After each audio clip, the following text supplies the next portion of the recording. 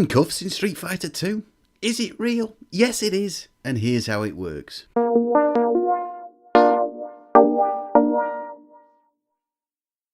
Street Fighter 2 wasn't the first one-on-one fighting game, it wasn't even the first Street Fighter game, but it was the first to really capture the gaming public's imagination.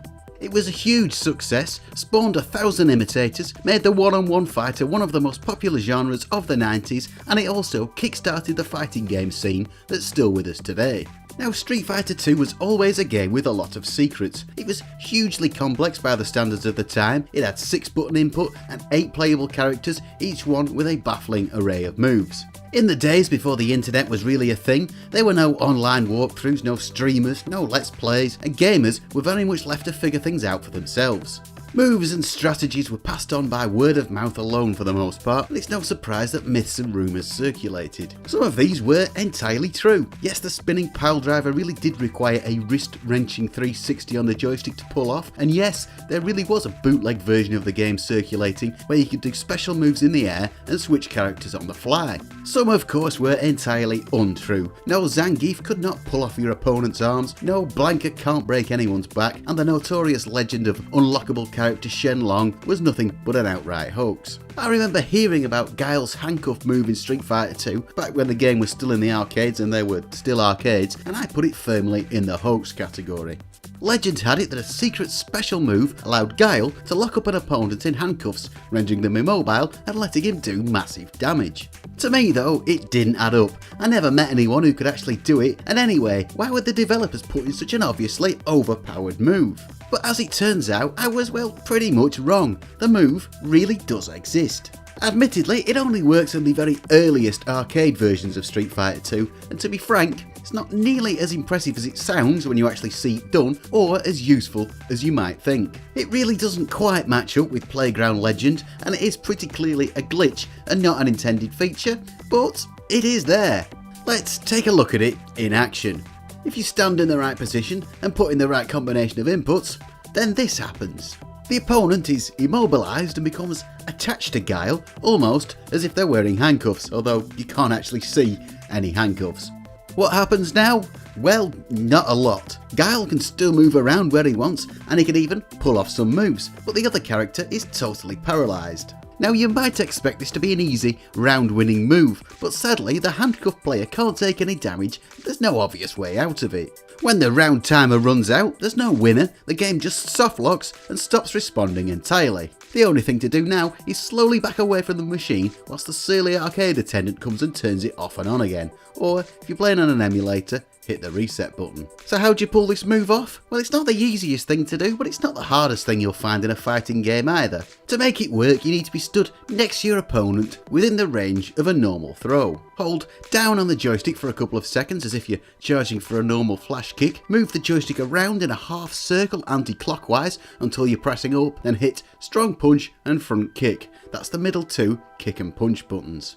So that's hold down to charge, then move the joystick back and around to the up position, then middle punch and middle kick. It does sound complicated, but it's not that hard to pull off. I was able to make it work with a few minutes practice, and I'm really not that great when it comes to fighting games. If you can do any of the other Street Fighter 2 special moves, you'll probably be able to manage this without too much trouble. Now it turns out there is a way for Guile to break out of the handcuff move. Not the opponent, they've just got to take it, but Guile can cancel it, though it is much harder. To do it, you must pull off another glitched Guile move. Yes, Guile was pretty badly glitched on the original Street Fighter 2. For this move, once you're in the handcuff position, hold back on the joystick for a couple of seconds like you're charging for a sonic boom, then push forward and hit roundhouse kick and fierce punch. That's the highest punch and kick buttons. That's charge back, then forward and high kick, high punch. Again, you must hit the buttons not at the exact same time, but in this case,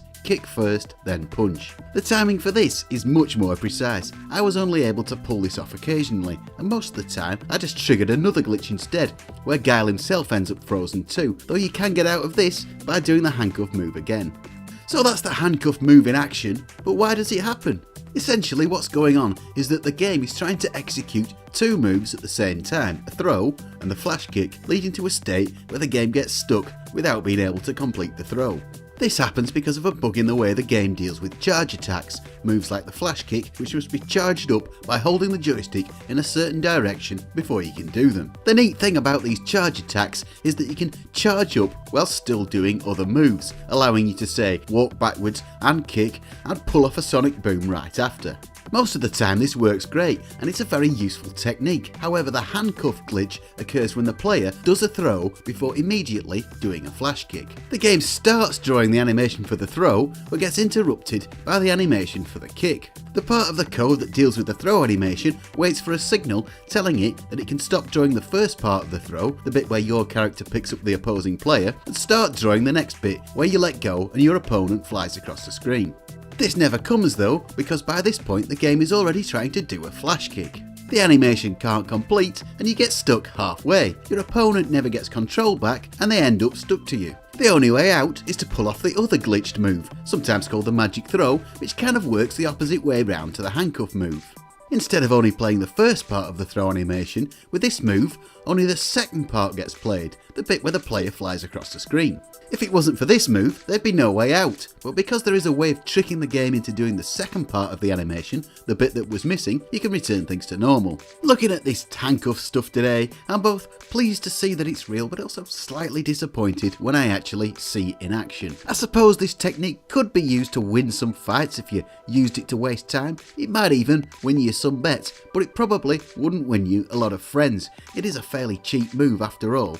The second glitched move, the magic throw, can apparently be done outside of the handcuff position, which does make it much more useful. On its own, this becomes a very fast throw with a big range. I wish I could show it to you in action myself, but I could not for the life of me make it work on its own. There are other videos of it on YouTube, presumably done by much better Street Fighter players than me, so I will link to one of those below so you can see it. As I said before, this glitch only appears on the very first arcade versions of Street Fighter 2. If you're trying it out for yourself on MAME, the earliest version of the ROM set on there, marked 910206, is the one that I used for this video.